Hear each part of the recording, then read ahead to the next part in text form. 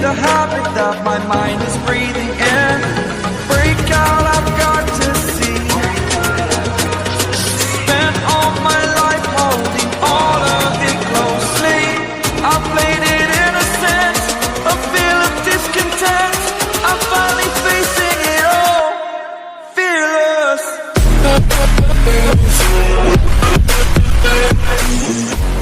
Guys, आज का जो हमारा वीडियो होने वाला है one wheel electric scooter part 2 पे होने वाला है। इसके पहले हमने पार्ट 1 भी बना दिया है, तो उसमें मैंने चेसिस से लेकर जितने भी फैब्रिकेशन वर्क है वो सभी चीजें हमने पार्ट 1 में कवर कर लिया है। अभी तक आपने अगर पार्ट 1 नहीं देखा है तो उसकी वीडियो का डिस्क्रिप्शन में मैं लिंक दे दूंगा, तो ये वीडियो के बाद में भी जाके आप वो वीडियो भी देख सकते हैं। और आज के इस वीडियो में जो आपको कलर से लेकर वायरिंग से लेकर चलाने तक जितने भी मेन डिटेल है इस वीडियो में कवर करने वाला हूँ। वीडियो के एंड तक करेंगे, काफी मजा आएगा। फटाफट वीडियो करते स्टार्ट।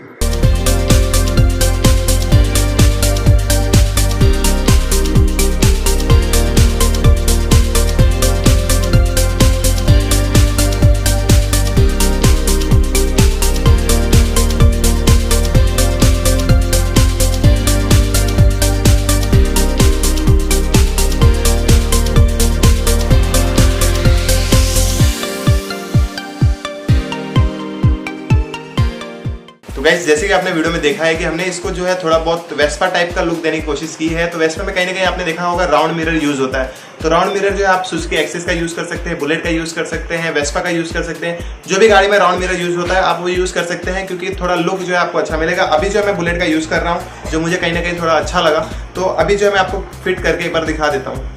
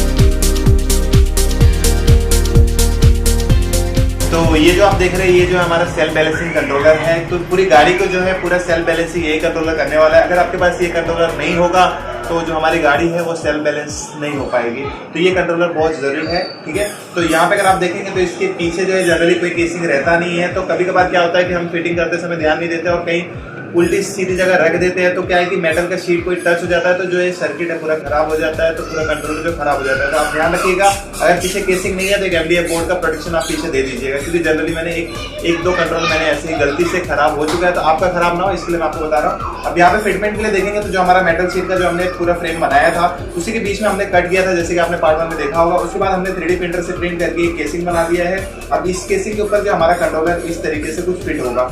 ठीक है, तो फिटिंग करते समय आपको ध्यान देना है जो कंट्रोलर है उसका फिटमेंट प्रॉपर होना चाहिए, ऊपर नीचे नहीं होना चाहिए, टेढ़ा नहीं होना चाहिए, क्योंकि जब तक कंट्रोलर प्रॉपर फिट नहीं होगा तो आपका वर्किंग भी कहीं ना कहीं प्रॉपर नहीं होगा। तो फिटिंग करते समय आप ध्यान रखिए कि जो आपका कंट्रोलर का फिटमेंट है वो एकदम प्रॉपर हो।